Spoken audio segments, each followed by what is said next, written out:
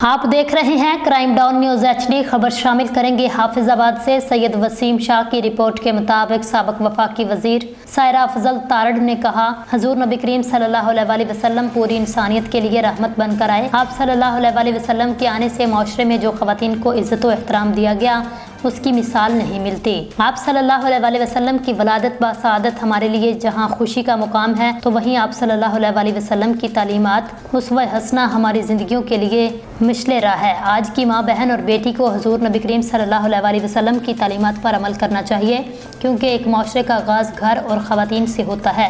انہوں نے ان خیالات کا اظہار محکمہ لوکل گورنمنٹ حافظ آباد کے زیر اہتمام نواحی قصبہ ونکے تارڑ میں عید میلاد النبی کے سلسلے میں محفل میلاد سے خطاب کرتے ہوئے کیا۔ Deputy director local government madam Tashan Fatima, علاقہ معززین اور خواتین کی بڑی تعداد نے محفل میں شرکت کی۔ محفل میلاد سے خطاب کرتے ہوئے سابق وفاقی وزیر سائرہ افضل تارڑ کا کہنا تھا، حضور نبی کریم صلی اللہ علیہ وآلہ وسلم کی تعلیمات اسوہ حسنہ ہمارے لیے ہدایت کا سر چشمہ ہے، اور آپ کو رہتی دنیا تک کے انسانوں کے لیے رحمت للعالمین بنا کر بھیجا گیا۔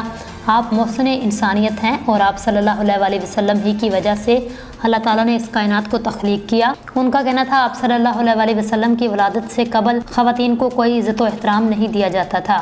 آپ صلی اللہ علیہ وآلہ وسلم کی ولادت بسعادت سے جہاں کفر کے بادل چھت گئے، تو وہیں خواتین کو بھی عزت و احترام کا درجہ ملا۔ آپ صلی اللہ علیہ وآلہ وسلم نے اپنی تعلیمات اور روزمرہ کی زندگی سے یہ ثابت کرتے ہوئے پوری دنیا کو پیغام دیا، خواتین کا احترام، عزت اور ان کے حقوق ہم سب پر فرض ہیں۔ خواتین جنہیں جائیداد وراثت کا حقدار نہیں سمجھا جاتا تھا، دین اسلام نے خواتین کو بھی وراثت کا حقدار بنایا۔ ان کا کہنا تھا، دور جہالت میں لوگ اپنی بیٹیوں کو زندہ درگور کر دیتے تھے، لیکن آپ صلی اللہ علیہ وآلہ وسلم کی روشن تعلیمات، پیار، محبت اور حسن سلوک، انہی لوگوں نے اپنی بیٹیوں کی عزت و توقیر شروع کر دی۔ ان کا کہنا تھا، آج کی ماں بہن بیٹی کو بھی چاہیے وہ رسول صلی اللہ علیہ وآلہ وسلم کی حدیث مبارکہ اور تعلیمات پر عمل پیرا ہو کر اپنی دنیاوی اور آخرت کی زندگی کو سنواریں۔ محفل میلاد سے deputy director local government Tashan Fatima اور دیگر نے بھی خطاب کیا، جبکہ اس موقع پر نبی کریم صلی اللہ علیہ وآلہ وسلم کی شان مبارک میں ہدیہ نعت بھی پیش کیا گیا۔